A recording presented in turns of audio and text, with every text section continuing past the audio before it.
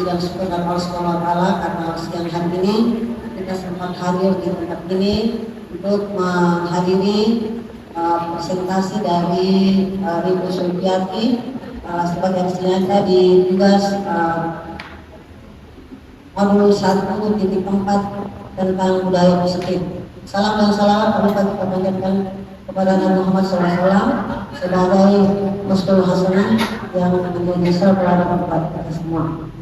Baik, untuk lebih menyelesaikan waktu, berikut ini kita berikan kesempatan langsung kepada Ibu Sulfiati untuk memaparkan presentasinya tentang budaya positif dalam rangka tugas pelatihan calon rumah bergerak. Pada Ibu disilakan.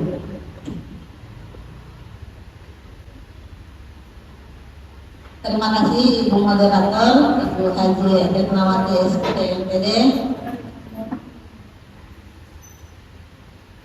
Baik Bapak Ibu, terima kasih saya ucapkan karena telah menghadiri undangan saya di siang-siang ini.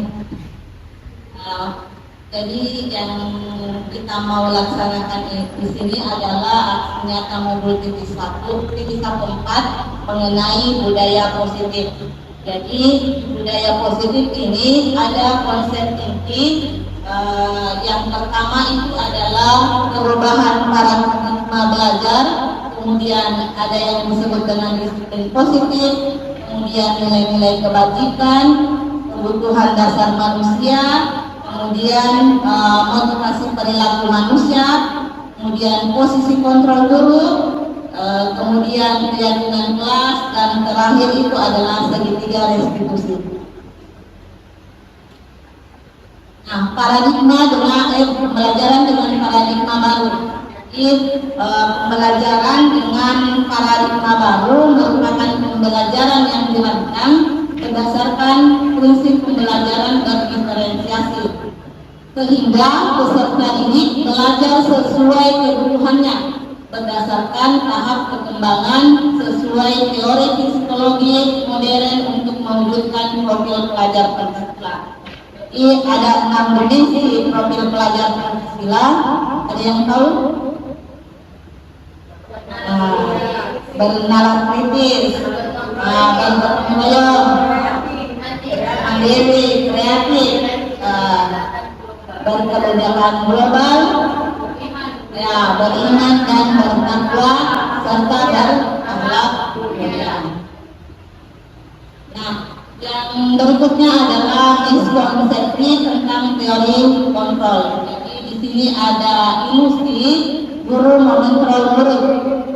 Kemudian ilusi bahwa perbuatan positif, efektif dan bermanfaat. Kemudian ilusi bahwa kritik dan membuat rasa bersalah mampu menguatkan karakter. Kemudian ilusi bahwa orang dewasa berhak memaksa. Berikutnya mengubah paradigma stimulus respon ke pendekatan teori kontrol. Jadi awalnya stimulus responnya itu adalah realitas kita semua, kita rubah menjadi di teori kontrol itu menjadi kebutuhan kita berbeda. Kemudian yang kedua, semua orang melihat hal yang sama, menjadi setiap orang memiliki gambaran berbeda. Kemudian yang ketiga, kita mencoba mengubah orang agar berpandangan sama dengan kita. Teori kontrolnya, kita berusaha memahami pandangan orang lain tentang dunia. Kemudian perilaku buruk dilihat sebagai suatu kesalahan. Teori kontrolnya, semua perilaku memiliki tujuan. Kemudian orang lain bisa mengontrol saya. Teori kontrolnya, hanya Anda yang bisa mengontrol diri Anda sendiri. Kemudian saya bisa mengontrol orang lain. Menjadi teori kontrol, Anda tidak bisa mengontrol orang lain. Kemudian pemaksaan ada pada saat rujukan gagal, menjadi kolaborasi dan konsekuensi. menciptakan pilihan-pilihan baru. Kemudian stimulus yang terakhir itu adalah model berpikir menang atau kalah menjadi model berpikir menang-menang. Di sini kita bisa gambarkan ilustrasi, misalnya Ibu Selvi menggenggam sesuatu, kemudian Ibu Santi berusaha mencoba membuka genggaman yang ada pada Ibu Selvi. Kira-kira bagaimana ketika Ibu Selvi mempertahankan apa yang ada pada genggamannya, kemudian Ibu Santi juga harus berusaha untuk membuka genggaman yang ada pada Ibu Selvi. Ya, sama-sama dia bertahan, menang-menang. Kemudian disiplin positif. Jadi di sini disiplin positif berasal dari kata disiplina yang artinya belajar. Disiplin mengacu pada disiplin diri yang memiliki tanggung jawab terhadap apa yang dilakukan berdasarkan nilai-nilai yang diyakini.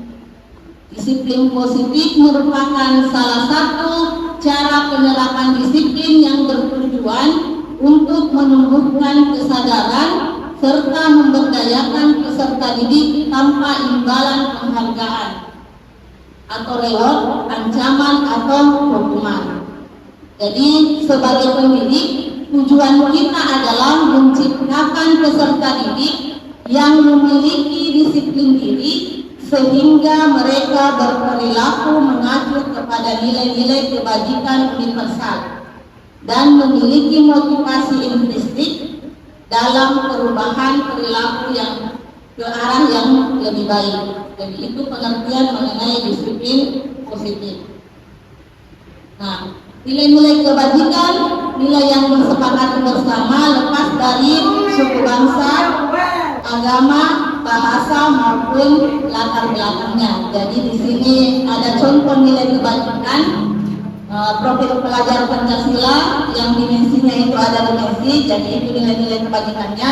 Kemudian ada yang Ibu Primarius Program, ada nilai kebajikannya yaitu toleransi, rasa hormat, integritas, mandiri, menghargai, antusias, empati, keinginan tahuan, kreativitas, kerjasama, percaya diri, dan komitmen. Kemudian keterampilan hidup atau lifestyle, yaitu dapat dipercaya, lurus hati, pendengar yang aktif, tidak merendahkan orang lain, dan memberikan yang terbaik dari diri. Kebutuhan dasar manusia. Jadi untuk menumbuhkan disiplin positif, kita harus mengetahui kebutuhan dasar manusia.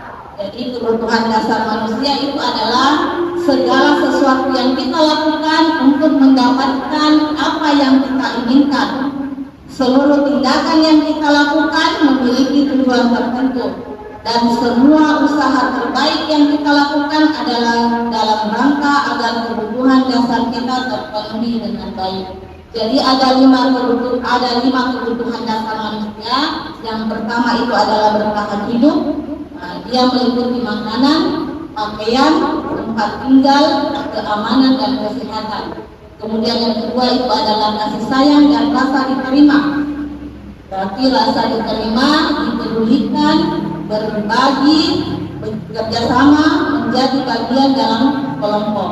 Kemudian yang ketiga adalah penguasaan. Ini meliputi harga diri, keinginan untuk dianggap memimpin, berprestasi, diakui, dan didengar. Kemudian yang keempat adalah kebebasan, mandiri, memiliki pilihan, mencoba hal baru, mampu mengendalikan arah dirinya. Kemudian yang terakhir adalah kesenangan, yaitu bermain, humor, antusiasme, dan tertawa. Jadi motivasi perilaku manusia itu adalah yang kita lakukan itu untuk menghindari ketidaknyamanan atau hukuman, untuk mendapatkan imbalan penghargaan dari orang lain, kemudian untuk menjadi orang yang mereka inginkan dan menghargai diri sendiri, dan nilai-nilai yang mereka percaya. Di sini ada perbedaan antara hukuman, konsekuensi, dan restitusi. Jadi hukuman itu tidak direncanakan, tiba-tiba murid tidak tahu apa yang akan terjadi, tidak dilibatkan, kemudian bersifat satu arah, berupa hukuman fisik atau psikis. Jadi konsekuensi itu adalah terencana, jadi disepakati sesuai dengan peraturan, murid tetap dibuat tidak nyaman, sikap guru selalu memonitor murid. Nah, kemudian restitusi adalah proses menciptakan kondisi bagi murid untuk memperbaiki kesalahan, proses kolaboratif yang mengajarkan murid untuk mencari solusi sendiri. Di sini ada soal Bapak Ibu, kira-kira yang mana merupakan hukuman, yang mana merupakan konsekuensi. Itu dulu bukan hukumankah atau konsekuensi. Mencatat 100 kali di dalam buku kalimat, saya tidak akan terlambat lagi karena terlambat ke sekolah. Hukuman atau konsekuensi? Ya, betul Bapak Ibu. Kita ke pertanyaan berikutnya. Lari mengelilingi lapangan basket 2 kali karena terlambat hadir ke sekolah. Hukuman atau konsekuensi? Konsekuensi? Ya. Jadi jawabannya adalah hukuman. Nah, sekarang soal berikutnya, memberikan coretan yang dibuatnya di meja tulis. Membersihkan coretan yang dibuatnya di meja tulis. Konsekuensi. Ya, betul. Selanjutnya, murid diminta push up 15 kali karena tidak menggunakan masker ke sekolah.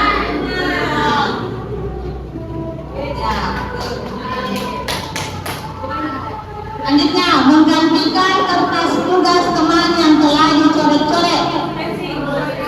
Konsekuensi. Ya. Berjemur di lapangan basket pada pukul 12 siang karena mengobrol dengan temannya.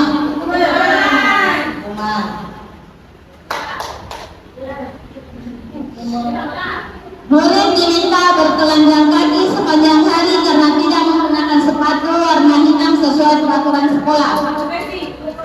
Konsekuensi atau hukuman? Konsekuensi.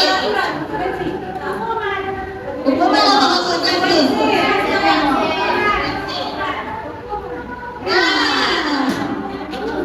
Ini adalah hukuman.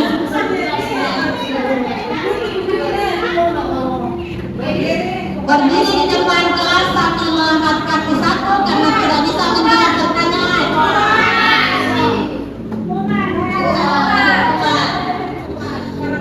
Membersihkan tumpahan air di meja tulis karena tersenggol pada saat belajar. Konsekuensi. Ya, betul. Ini Bapak Ibu. Kehilangan 10 menit jam istirahat untuk mengerjakan tugas karena terlambat datang dan tertinggal pelajaran selama 10 menit.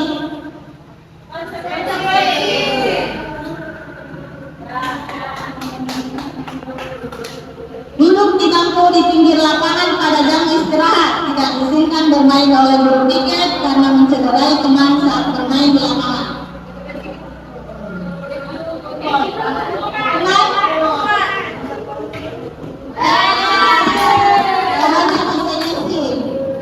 Terlambat hadir di pembelajaran daring 15 menit dan diminta untuk tinggal 15 menit sesudah kelas selesai untuk membahas ketertinggalan pembelajaran.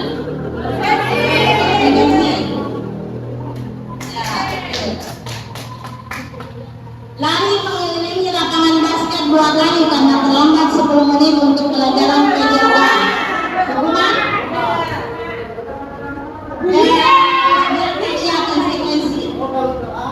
Karena dia mungkin relevannya dengan mata pelajaran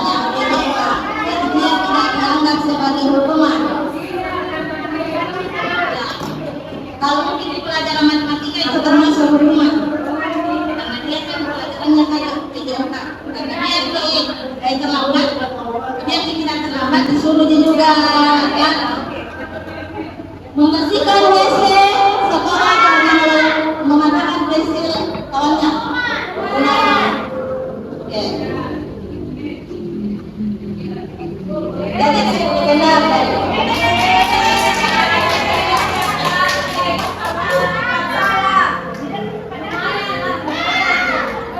Sekarang kita ke posisi kontrol dulu. Jadi di sini ada videonya lihat.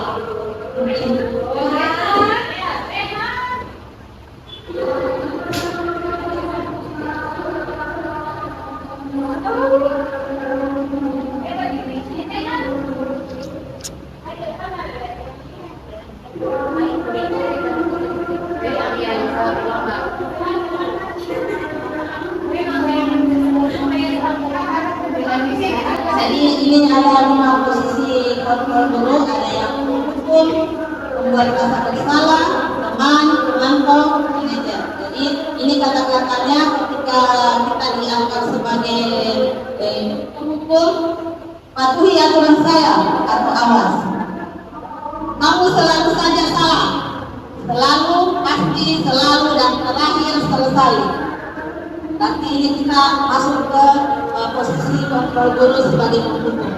Jadi nada suara tinggi, bahasa tubuh melotot, dan jari menunjuk-nunjuk atau menghadiri. Jadi hasilnya ketika kita jadi seorang guru penghukum, maka kemungkinan murid marah dan mendendam atau bersifat agresif. Bisa jadi sesudah kembali duduk, murid tersebut akan mencoret-coret bukunya atau meja tulisnya. Lebih buruk lagi, sepulang sekolah murid melihat motor atau mobil bapak ibu guru dan akan menggores kendaraan tersebut dengan paku.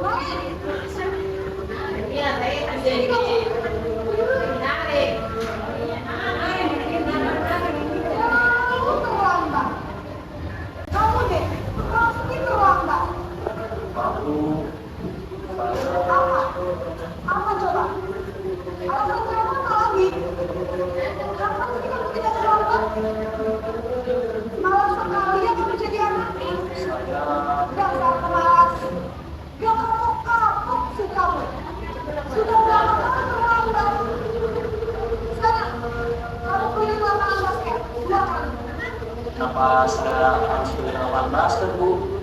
Kenapa? Kamu melawan ibu? Berani-beraninya jawab. Sudah terlambat, masih berani jawab lah. Sekarang, keliling lapangan basket 5 kali sekalian. Biar kapok. Cepat, pergi sana ke lapangan basket.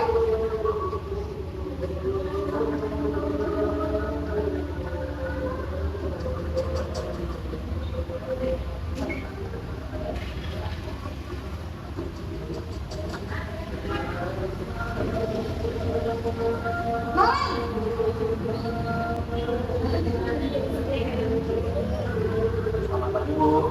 Naren, kamu kenapa terlambat lagi, nak?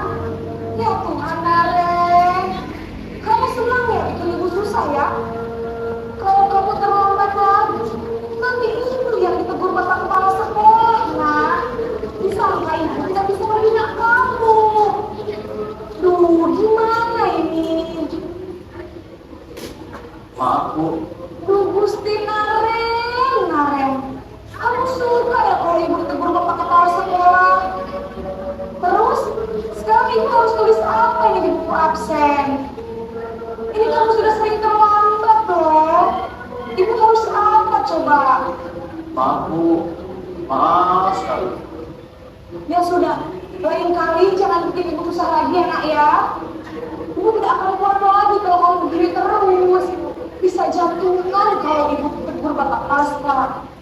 Sana cepat kelas. Maaf ya, Bu. Maaf sekali. Posisi pembuat rasa bersalah berbicara dengan nada tenang.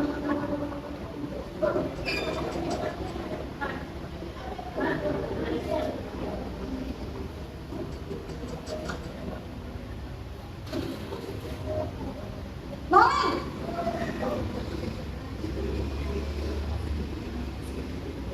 Selamat pagi, Bu. wah, sudah jam berapa ini nak? Terlambat lagi ya sayang. Iya, Bu. Habis ibu saya lupa bangunkan saya, Bu. Kamu malah menyalahkan ibu kamu. Kamu bukannya anak yang larinya paling kencang. Kok terlambat sih? Iya, Bu. Saya memang terlambat bangun tadi. Jadi, biarpun saya lari kencang, tetap nggak kekejar, Bu. Ya sudah sana, nanti lain kali larinya lebih kencang lagi ya. Biar gak terlambat lagi. Bikin senang ibu, demi ibu. Sana, Bisa lah, Bu. ya sudah sana sekolah. Ibu beresin dulu absen kamu. Kamu ini ada saja.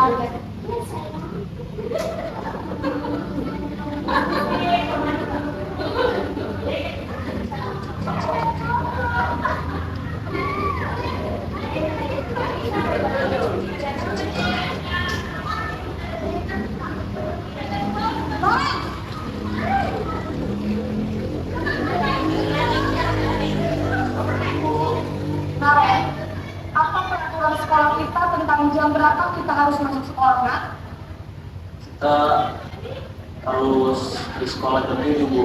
Iya betul, sekarang sudah jam 7. Naren sudah tahu konsekuensinya jika terlambat hadir. Maaf, Bu. Saya harus tinggal kelas pas jam istirahat selama 20 menit. Ya benar, konsekuensinya demikian. Jadi nanti jam 9.30 pas istirahat, kamu harus tinggal di kelas, kerjakan tugas tambahan untuk ketertinggalan kamu, ya? Baik, Bu.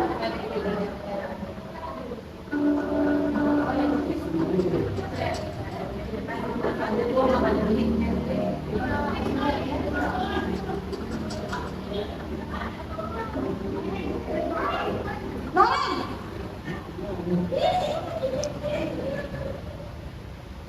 Selamat pagi, Bu. selamat pagi Naren. Maaf, Bu. Saya terlambat.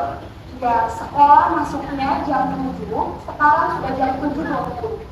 Jadi sekarang bagaimana ya Naren? Maaf, Bu. Saya lupa setel alarm saya semalam. Baiklah, menurut kamu, keyakinan sekolah yang mana yang perlu kamu tingkatkan? Menghargai diri sendiri dan orang lain mungkin ya, Bu. Setuju. Jadi, apakah Naren meyakini prinsip saling menghormati tersebut? Iya Bu, saya meyakininya. Apakah Naren bersedia memperbaiki masalah keterlambatan ini? Bersedia Bu. Bagaimana kamu akan memperbaiki masalah keterlambatan ini? Saya akan coba untuk tidak lupa menyetel alarm saya Bu.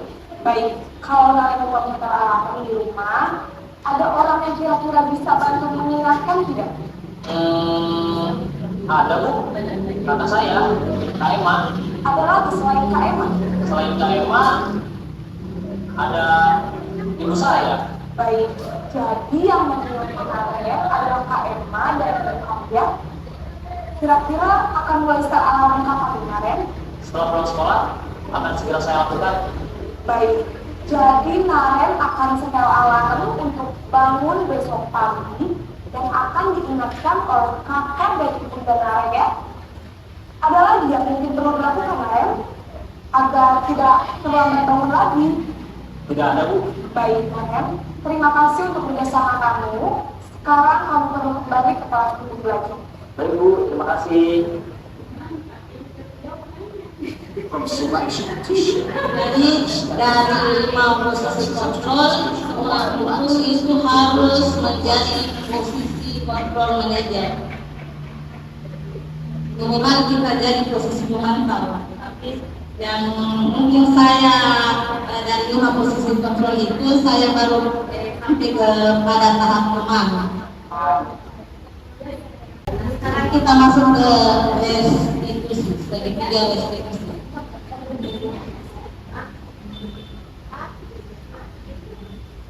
Jadi ini restitusi, pengertian dari restitusi itu adalah jadi restitusi dikembangkan oleh pakar pendidikan dan dosen berdasarkan pada teori kontrol Dr. William Glasser. Jadi restitusi adalah proses menciptakan kondisi bagi murid untuk memperbaiki kesalahan mereka sehingga mereka bisa kembali pada kelompok mereka dengan karakter yang lebih kuat. Ini menurut dosen Dr. Nah, restitusi membantu murid menjadi lebih memiliki tujuan, disiplin positif, dan memulihkan dirinya setelah berbuat salah. Jadi ini tahapan segitiga restitusi. Yang pertama itu adalah menstabilkan identitas, kemudian validasi tindakan, kemudian menanyakan keyakinan kelas. Jadi itu tahapan segitiga restitusi.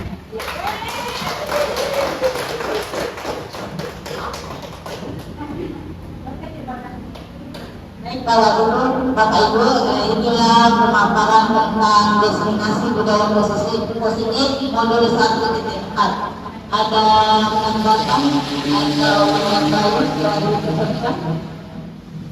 Silakan. Kalau tidak ada tanggapan, kita akhiri. Saya ucapkan dengan Assalamualaikum warahmatullahi wabarakatuh.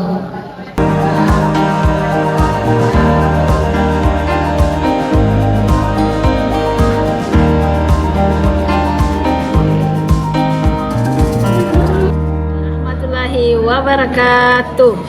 Dari kegiatan tersebut saya banyak belajar tentang bagaimana berkolaborasi dengan rekan sejawat dalam mempersiapkan sebuah kegiatan. Berkolaborasi dan berbagi praktik baik selanjutnya menjadi agenda rutin yang akan terus dilakukan agar dapat meningkatkan kompetensi guru.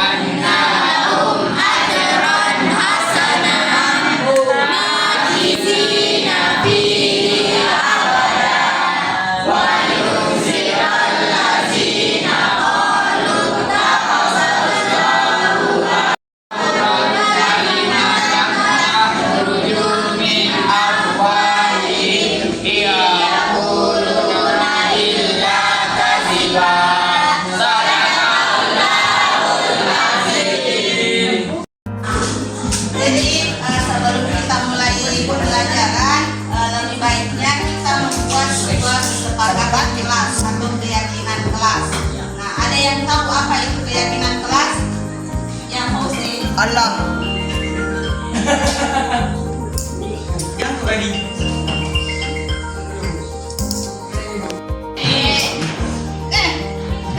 Pelajaran pada hari ini kita akan membuat sebuah keyakinan kelas yang akan kita sepakati secara bersama-sama. Ada yang tahu apa itu keyakinan kelas? Ya, pasti. Keyakinan kelas merupakan metode untuk menumbuhkan kembali disiplin positif yang didasari oleh motivasi dan dalam diri. Ya, jadi itu keyakinan kelas. Jadi kita ingin di kelas ini lebih disiplin lagi yang timbul berdasarkan dari dalam diri sendiri.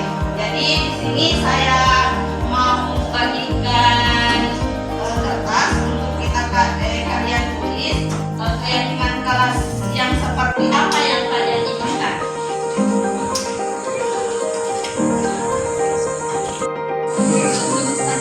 Keinginan kan? Yang kita akan sepakati secara bersama-sama.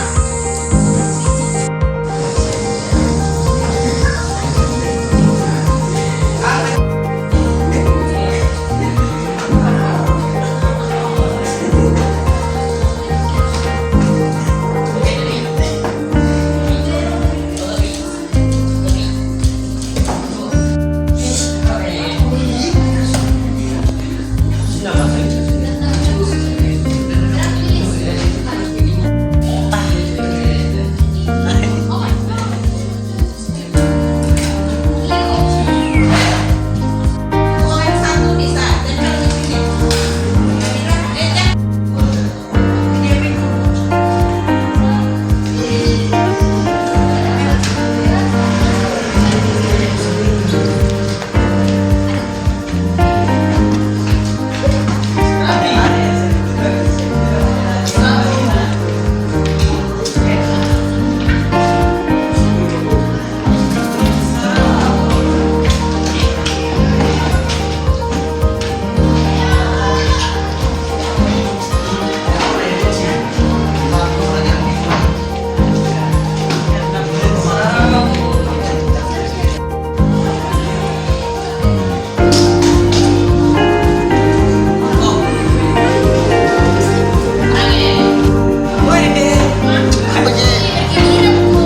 Susun dalam rapi nih.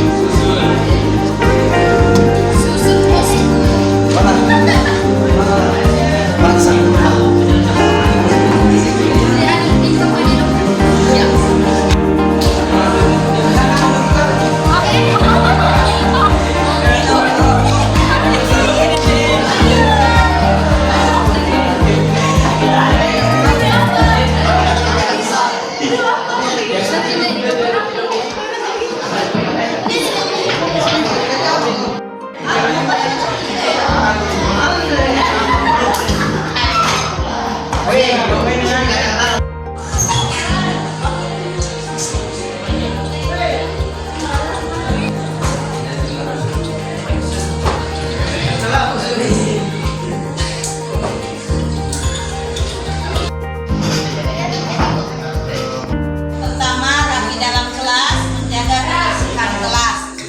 Kemudian saya mengizinkan jika ada yang terlambat masuk di kelas supaya diberi sanksi.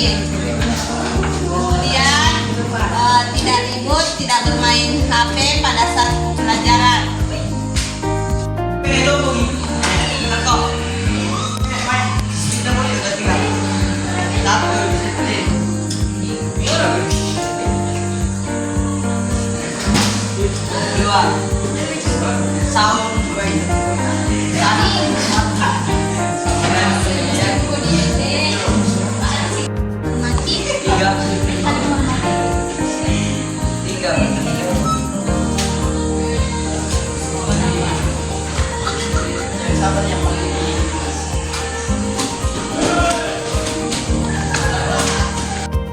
Jaga kebersihan kelas.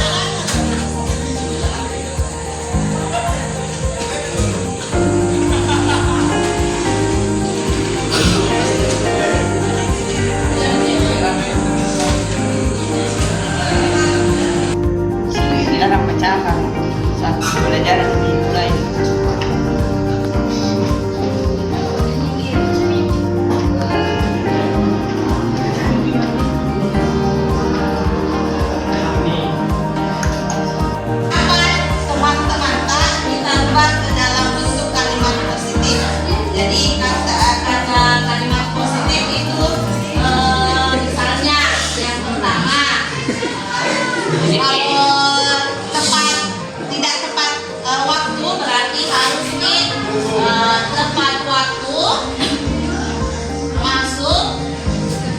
dan keluar kelas. Yang mana lagi nih yang kita mau ambil? Menjaga kebersihan. Oke. Kemudian